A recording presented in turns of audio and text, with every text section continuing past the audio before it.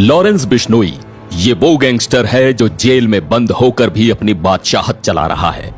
North India का वो खौफनाक चेहरा जिसने मौत को अपना खेल बना लिया है।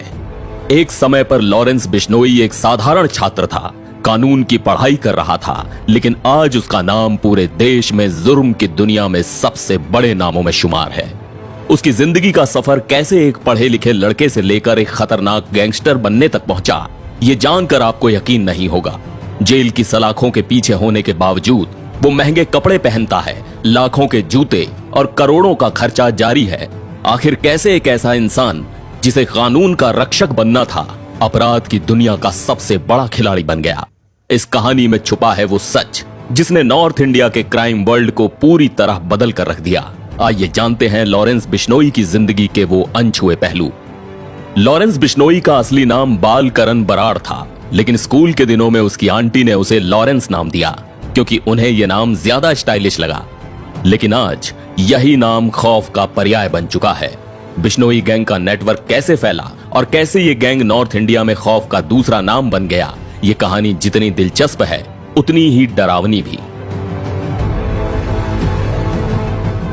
लॉरेंस के चचेरे भाई 50 साल के रमेश बिश्नोई ने कुछ हैरान कर देने वाले खुलासे किए हैं। रमेश ने बताया कि लॉरेंस का परिवार हर साल 35 से 40 लाख खर्च करता है, सिर्फ इसलिए ताकि लॉरेंस को जेल में हर तरह की सुविधा मिल सके। यहां तक कि जेल में भी लॉरेंस महंगे कपड़े और जूते पहनता है।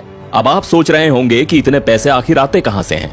दरअसल लॉरेंस का परिवार पहले से ही संपन्न है। उसके पिता हरियाणा पुलिस में कांस्टेबल थे और गांव में उनकी 110 एकड़ जमीन है।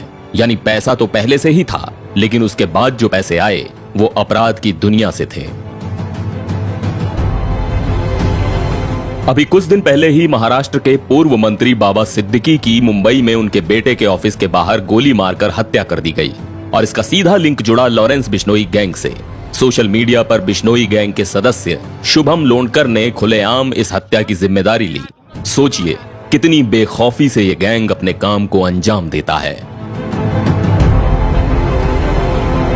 अब तो हालात ऐसे हो गए हैं कि कनाडा तक में बिश्नोई गैंग की गतिविधियां सामने आ रही हैं। हाल ही में कनाडा की सरकार ने आरोप लगाया कि इस गैंग के लोग वहां भी हिंसक गतिविधियों में शामिल हैं। हालांकि भारत सरकार ने इन आरोपों को खारिज किया है और कहा है कि कनाडा ने अभी तक कोई ठोस सबूत पेश नहीं किया।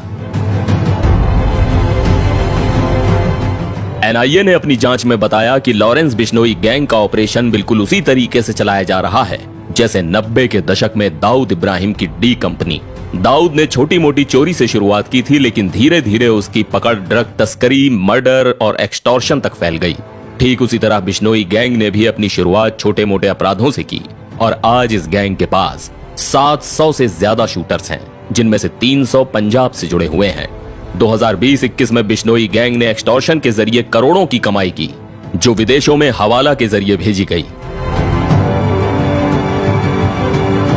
इस गैंग ने सोशल मीडिया प्लेटफॉर्म्स का भी जमकर इस्तेमाल किया है। फेसबुक, इंस्टाग्राम और यूट्यूब जैसी साइट्स पर बिश्नोई गैंग की उपस्थिति ने उसे युवाओं के बीच और लोकप्रिय बना दिया है।